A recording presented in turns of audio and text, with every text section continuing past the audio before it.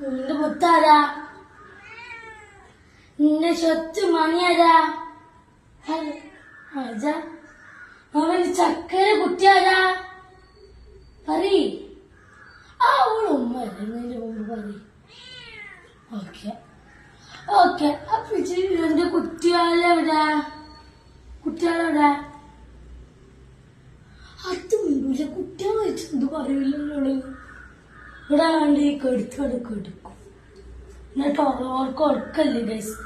പാല് കൊടുക്കണം കുട്ടികൾക്ക്. പിന്നെ കുട്ടികളൊക്കെ കൂടി ഇങ്ങനെ ഇരുന്ന് കൊടുക്കുകയാണെങ്കിൽ കുട്ടികൾക്ക് പാല് കുടിക്കാൻ പറ്റും.